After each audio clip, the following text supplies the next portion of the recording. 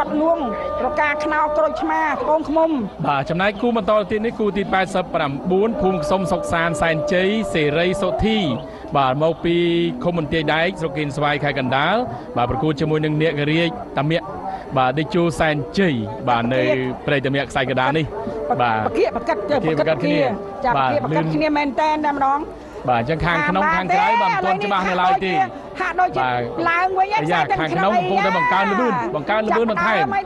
យ៉ាងណាយ៉ាងណីចេះអូ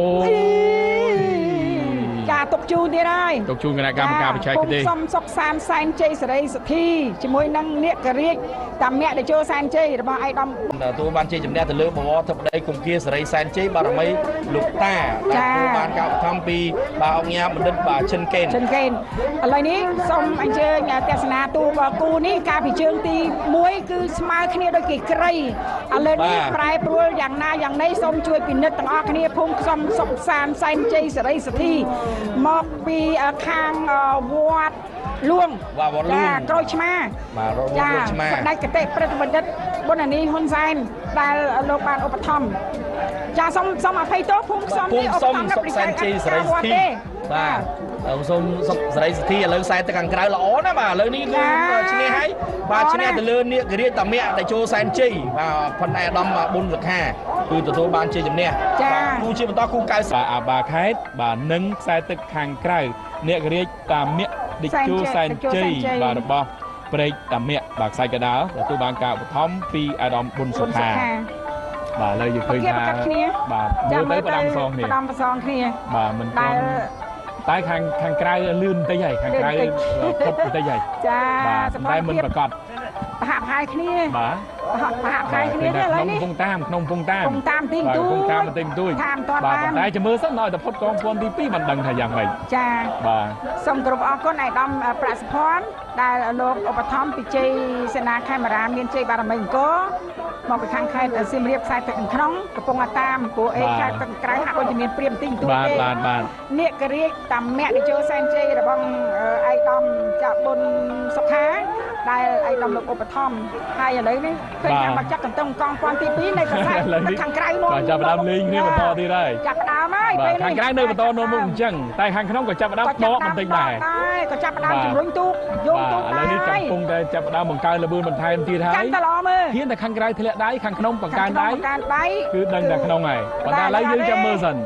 នៅតែក្រៅដដែលឥឡូវក្នុងកំពុងតែបន្តថែមទៀតតាមអត់ទាន់នេះចូលដល់ពេលនេះហើយនាគរាជតាមាក់តេជោសែនជ័យរបស់ឯកឧត្តមប៊ុនសុខាហ្នឹងគឺទទួលបានជ័យជំនះហើយសកត់ច្រើន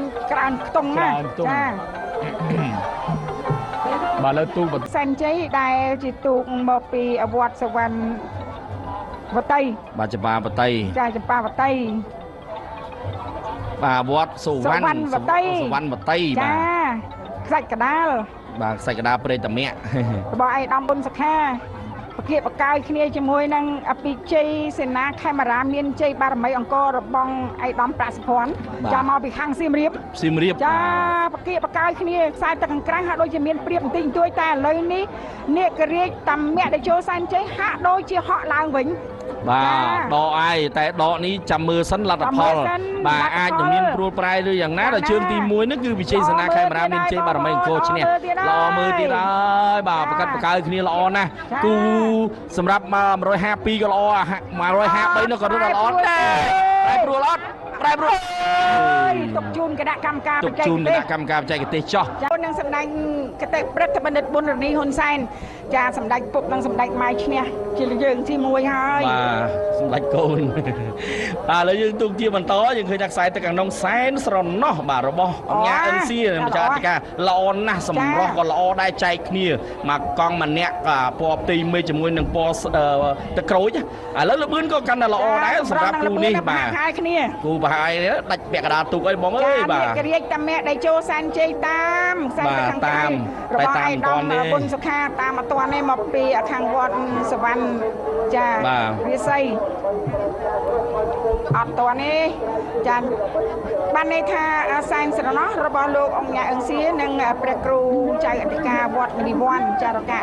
កងមាសទទួលបានជ័យមួយជើងឥឡូវយើងរងចាំ2ជើងបាទឥឡូវទៅគូទី77សែនស្រណោះឈ្នះមួយជើង ការពិជើងទី1បដូរទៅនៅខ្សែទឹកខាងក្រៅនៅតលយនៅតនាំមុខទៅលើនាគរាជតាមាក់ដៃជោសែនជ័យរបស់ឯកឧត្តមប៊ុនសុខាចាសែនសំណោះលោកអញ្ញាអឹងសៀតែលោកស្រឡាញ់ហើយលោកចូលចិត្តចាអភិរក្សទូកណាស់ចាបាទឥឡូវយើងឃើញហើយបាទគឺសែនស្រណោះបាទឈ្មោះព្រោះណាស់ចាគឺខ្សែទឹកខាងក្រៅសម្ព័ន្ធភាពជាមួយនឹងល្បឿននៃការលើកទង់ជាតិនៅចំកណ្ដាលល្អមែនទែនបាទជើងទី1ក៏លទ្ធផលល្អជើងទី2ក៏នៅតែដាច់បាទឥឡូវសែនសំណោះទទួលបានជ័យជំនះជាលើកទី2ទៅលើនាគរាជតាមាក់ដែលចូលសែនជ័យរបស់អាយដាមប៊ុនសុខាចាជាបន្តទៅទៀតនេះគឺជាទូគូ